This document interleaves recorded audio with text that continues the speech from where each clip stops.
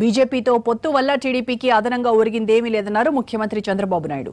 ముఖ్య నేతలతో భేటీ అయిన చంద్రబాబు బీజేపీపై ఘాటు వ్యాఖ్యలు చేశారు. సాధారణ ఎన్నికల కంటే ముందు జరిగిన స్థానిక సంస్థల ఎన్నికల్లో టీడీపీనే విజయం సాధించిందన్నారు బాబు. పొత్తు తర్వాత జరిగిన సాధారణ ఎన్నికల్లో బీజేపీ వల్ల అదనంగా టీడీపీకేమీ ఓట్లు పడలేదన్నారు. పొత్తు లేకుండా ఎన్ని ఓట్లు వచ్చాయో పొత్తు తర్వాత అన్నే వచ్చాయన్నారు బాబు. రాష్ట్రానికి ఏదైనా మేలు జరుగుతుందేమోననే పొత్తు పెట్టుకున్నామన్నారు. విభజన తర్వాత హేతుబద్ధత లేని పంపకాల వల్ల కష్టాలు పడ్డామన్నారు. 3.5 సంవత్సరాలుగా ఎన్నో ఇబ్బందులు ఎదుర్కొన్నామన్నారు ఏపీ సీఎం. 29 సార్లు రాష్ట్ర సమస్యలపై ఢిల్లీ వెళ్లానన్న బాబు ప్రత్యేక హోదాకు సమానమైన ప్రత్యేక ప్యాకేజ్ ఇస్తామని చెబితేనే అంగీకరించామన్నారు. ఏడాదిన్నరైనా ఈఏపీ ద్వారా ఇస్తామని చెప్పిన నిధులేమీ రాలేదన్నారు.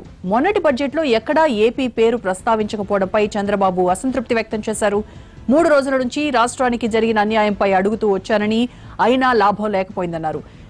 యూసీలు పంపలేదన్న ఆరోపణలను ఖండించారు చంద్రబాబు. ఎప్పటికప్పుడు అధికారులను అప్రమత్తం చేసి యూటిలైజేషన్ సర్టిఫికెట్లు పంపించామన్నారు. రాజధానికి ఏం ఖర్చు పెట్టారని బీజేపీ నేతలు అడుగుతున్నారని, కానీ కేంద్రం ఇచ్చింది కేవలం 2.5 కోట్ల రూపాయలే అన్నారు.